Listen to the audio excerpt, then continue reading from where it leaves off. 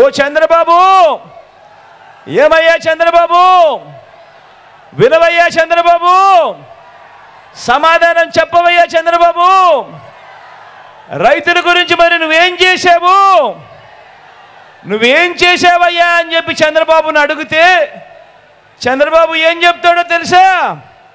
వ్యవసాయం దండగా అంటాడు. రైతులకు ఉచితంగా కరెంట్ ఇస్తే ఆ తీగల మీద బట్టలు ఆరేసుకోవాలి అని అంటాడు.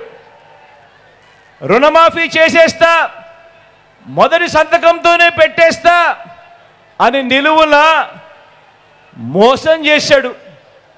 బ్యాంకుల్లో పెట్టిన బంగారం విడిపిస్తా అని చెప్పి ఏకంగా ఆ బ్యాంకులు రైతన్నల బంగారం వేలం వేస్తూ ఉంటే చోద్యం చూశాడు.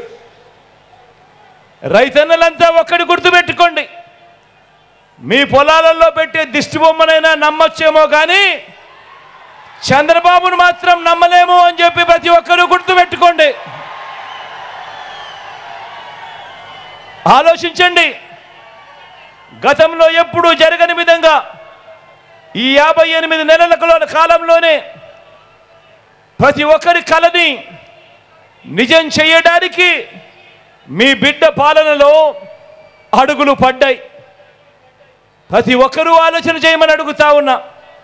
ఒక తల్లి డ్రీము మీ జగన్ స్కీము, ఒక రైతు డ్రీము మీ జగన్ స్కీము, ఓ అక్క చెల్లెమ్మ డ్రీము మీ జగనన్న స్కీము, మీ తమ్ముడి స్కీము, చిన్నారుల డ్రీము మీ జగన్ మేనమామ స్కీము, అవ్వ తాతల డ్రీము మీ మనవడి స్కీము,